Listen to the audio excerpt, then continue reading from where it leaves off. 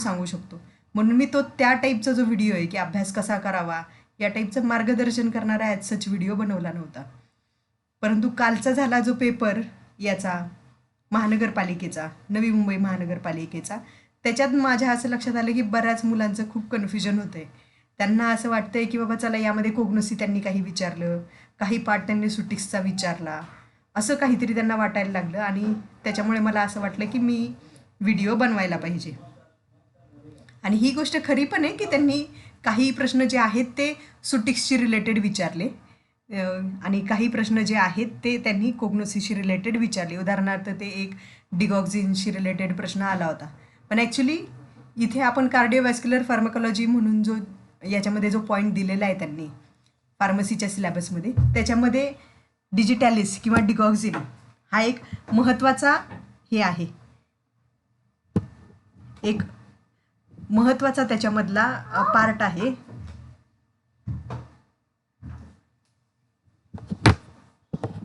एकच मिनिट. त्यातला तो एक महत्त्वाचा पार्ट आहे डिजिटॅलिस हा ड्रग. आणि मे बी त्याच्यामुळे त्यांनी तो प्रश्न विचारला असेल. परंतु असे ऑफबीट प्रश्न मला त्याच्यामध्ये जास्त काही दिसले नाहीत. म्हणजे आहेत प्रश्न, मी मान्य करते की 1-2 सिलेबसच्या बाहेरचे, म्हणजे त्यांनी जो डिझाईन करून दिलेला आहे ॲटलिस्ट TCS वाल्यांनी, त्याच्या बाहेरचे 1-2 प्रश्न असतील. पण ते खूप असं नाही आहे की बाबा समजा 40 प्रश्न आहेत आणि 40 प्रश्नांपैकी 30 प्रश्न हे त्यांनी बाहेरचे विचारलेत आणि मग आता मी कोग्नोसी करू का, आता मी बायोफार्मास्युटिक्स करू का, तर नाही, ते करायची गरज नाही. आता तसं बघायला गेलं, मी यावरचा जो सिलेबस आहे लिगल, लॉजिकल ॲबिलिटी किंवा ॲप्टिट्यूड टेस्ट किंवा मॅथमॅटिक्स किंवा जनरल सायन्स यांच्याविषयी काही बोलणार नाही. मी बोलेल सेक्शन नेम सब्जेक्ट रिलेटेड नॉलेजविषयी. तर त्याच्यामध्ये आहे काय, जनरल फार्माकोलॉजी. जनरल फार्माकोलॉजीमध्ये काय काय येतं, types of drug, general classification of drug, drug doses form, bio availability, indications, Contra indications, ADR. हा ADR पर्यंतचा जो टोटल भाग आहे, हा ADR पर्यंतचा टोटल भाग हा जनरल फार्माकोलॉजीमध्ये येतो. त्यामुळे जे प्रश्न तुम्हाला सुटिक्सशी रिलेटेड वाटतात ॲक्च्युली ते ड्रग डोसेस फॉर्मशी रिलेटेड क्वेश्चन्स आहेत. जे प्रश्न तुम्हाला बायोफार्मास्युटिक्सशी रिलेटेड वाटतात ॲक्च्युली ते प्रश्न हे बायो अवेलेबिलिटी या टॉपिकमधले आहेत. जे प्रश्न तुम्हाला असं वाटतं की कुठल्या तरी एका वेगळ्याच ड्रगची तुम्हाला ॲडव्हर्स ड्रग रिॲक्शन विचारली आहे, जे drugs, role of antibiotic, neuropharmacology, psychopharmacology, cardiovascular pharmacology याच्यामध्ये किंवा डेंटल फार्माकोलॉजीमध्ये बसत नाहीत, असे ड्रग सोडून जर एखादी तुम्हाला ॲडव्हर्स ड्रग रिॲक्शन विचारली असेल, एखाद्याचा साईड इफेक्ट विचारला असेल, तर तो टॉपिक ॲडव्हर्स ड्रग रिॲक्शन याच्यामधून कव्हर झालेला आहे. थोडक्यात कोलॉजीचा जो स्कोप आहे तो जरा जास्त आहे. पण तरीसुद्धा एवढं एक लक्षात ठेवायचं की आपल्याला काय समोर ठेवायचं की आपलं त्रिपाठी समोर ठेवायचं आहे.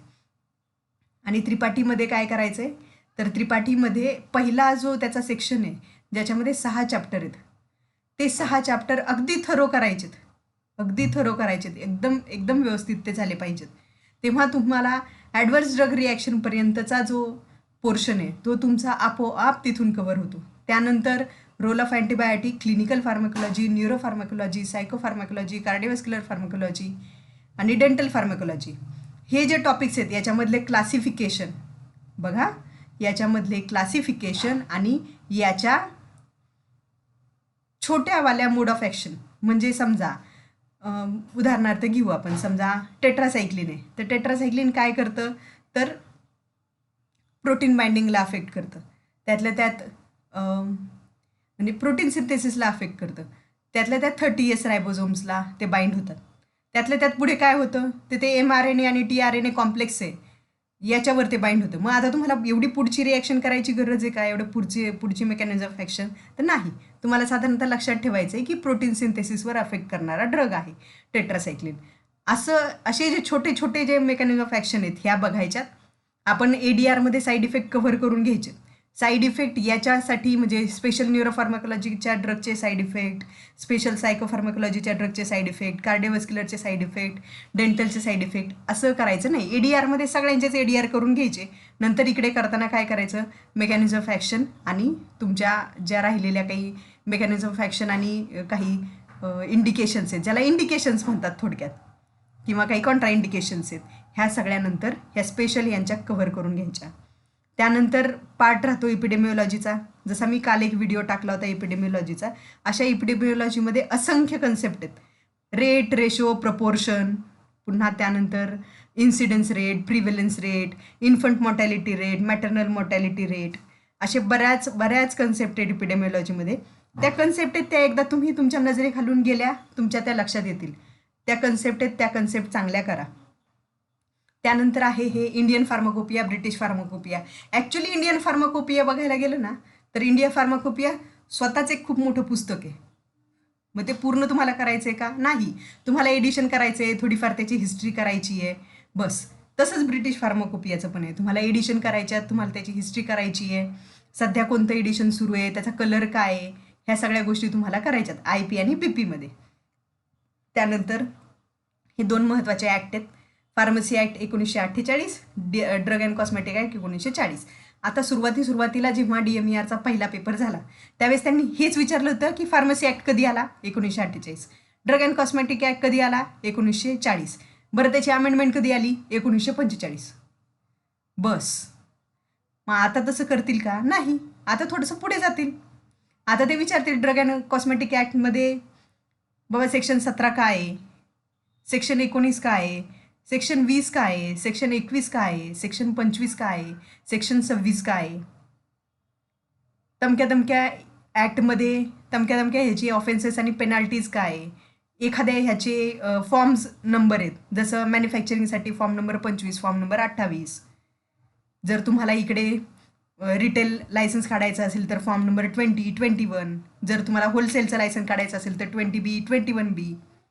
तुम्हाला इम्पोर्टचे लायसन्स काढायचे असतील तर 8, 9, 11. असे फॉर्म नंबर जे आहेत, हे फॉर्म नंबर्स जे आहेत ते तुम्ही केले पाहिजेत. फार्मसी ॲक्ट तुम्ही वाचला पाहिजे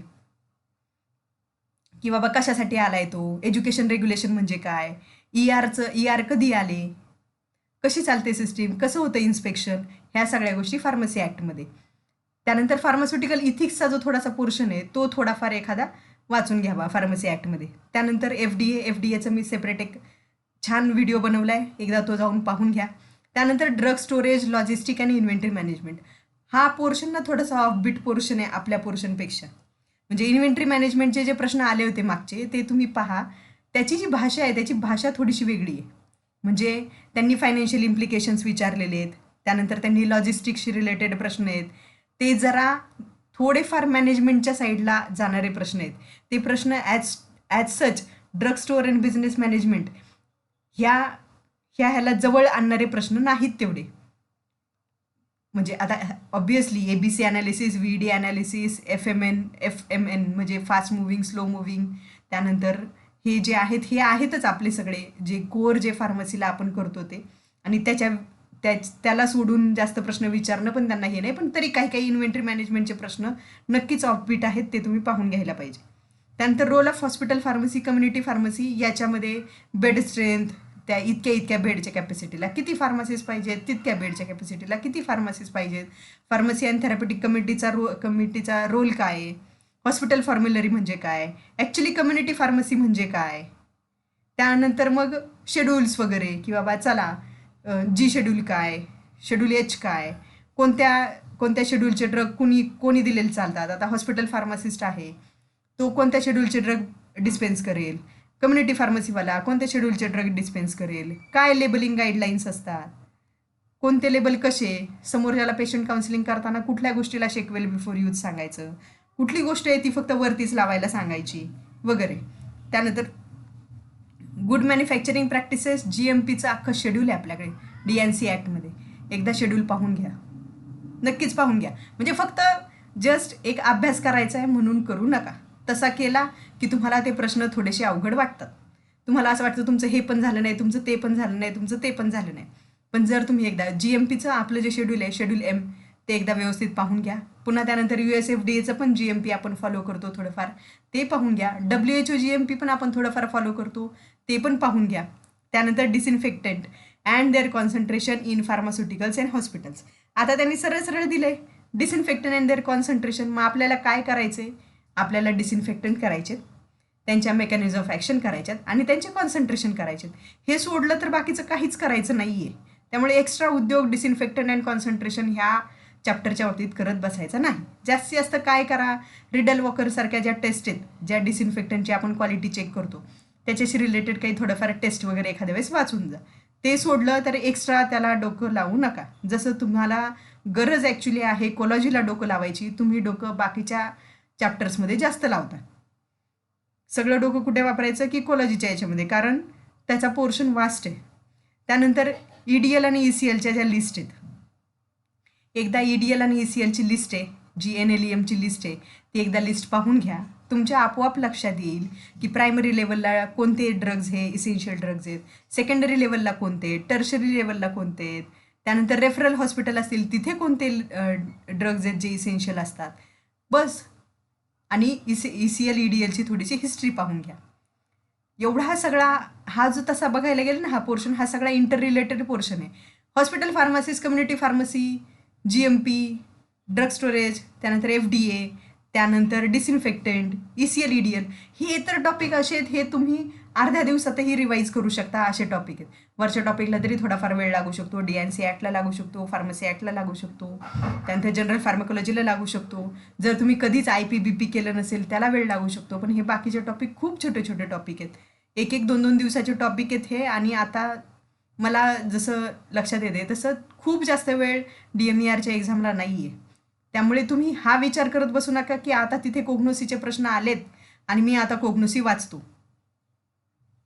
आपल्याकडे समोर अभ्यास दिलेला आहे, आपल्या समोरच्या अभ्यासाकडे फोकस करणे आणि तेवढंच वाचणे. आणि आलेले आता ऑब्वियस आहे 40 प्रश्न येतात, 40पैकी 35 प्रश्न आपल्याला जमायला हवेत. अशा पद्धतीने आपली तयारी आपण करणं गरजेचं आहे. 5 प्रश्न तसेही आपण देवाला सोडलेले आहेत की चला हे 5 प्रश्नांपैकी देवाच्या भरोशावर आहेत, ते आले तर आपल्याला येतील, नाही आले तर आपल्याला नाही येणार, असं समजा. ते कोग्नोसीचे आलेले 2-3 प्रश्न आहेत ते त्या 5 प्रश्नांपैकी आहेत. आणि तुम्ही तुमचा अभ्यास करा. आणखीनही याच्यामध्ये काय अडलं तर तो टेलिग्रामचा ग्रुप आहे, तिथे तुम्ही विचारा की ह्या टॉपिकचं असं असं आहे आणि हे कुठून, एकतर मी उत्तर देईल किंवा बाकीची जी मुलं आहेत त्या ग्रुपमध्ये ती उत्तरं देतील. आणि तुम्हाला DMERच्या एक्झामसाठी किंवा KDMCच्या एक्झामसाठी शुभेच्छा. कालचा आलेल्या पेपरमध्ये